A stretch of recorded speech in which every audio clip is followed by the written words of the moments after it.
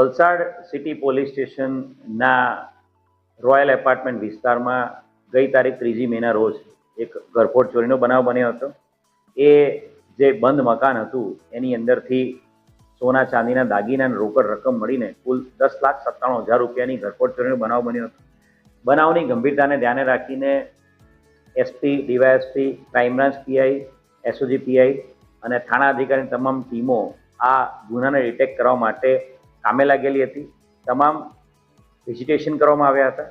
એફએસએલની team, dog સ્ક્વોડની ટીમની પણ આ બનાવના સ્થળની સીન ઓફ ક્રાઇમની વિઝિટ કરવામાં આવી હતી।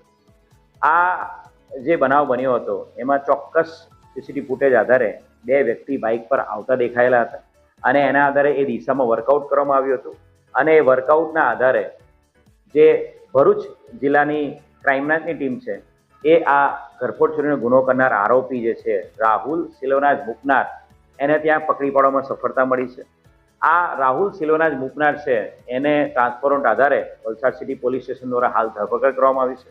આ ગુનામાં જે અન્ય વોન્ટેડ આરોપી છે એ શિવા ચિનપ્પા ધોત્રે છે। રાહુલ સિલોનાજ મુકનાર અને શિવા ચિનપ્પા ધોત્રે એ બંને સસરા જમાઈ છે। બંને જે છે એ ધોત્રે ગેંગના મુખ્ય આરોપી છે। આ શિવા ચિનપ્પા ધોત્રે છે એ ધોત્રે ગેંગ ચલાવે છે।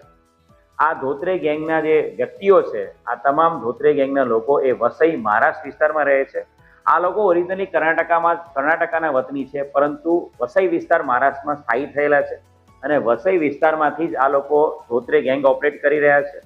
શિવા ચિનપ્પા ધોત્રે અને રાહુલ સિલોનાજ મુકનાર અગાઉ પણ 2023-24ના વર્ષમાં વલસાડ જિલ્લાના 2 થી 3 પોલીસ સ્ટેશનમાં ઘરફોડ ચોરીમાં પકડાયેલા છે।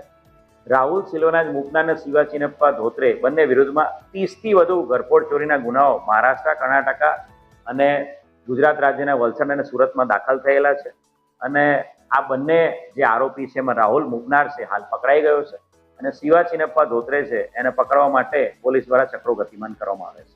આ લોકોની એમો કઈ રીતની?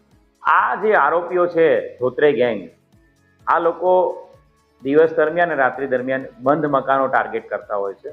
એ ઇમિડિયેટલી વિસ્તારમાં કોઈ પણ વિસ્તારમાં બાઇક ઉપર કેવી રીતે 2 કે 3ની પેરમાં એ લોકો જતા હોય છે અને ત્યારબાદ કોઈ પણ ફ્લેટમાં જો ફ્લોર ઉપર 2 કે 3 મકાનો બંધ હોય, ફ્લેટ બંધ હોય અને કોઈ ફ્લેટ ખુલ્લો હોય તો એને બહારથી બંધ કરીને જે બંધ મકાન છે તાળું એને તોડીને એ ઘરની અંદર જેટલો પણ મુદ્દામાલ છે એને ચોરી લેતા હોય છે।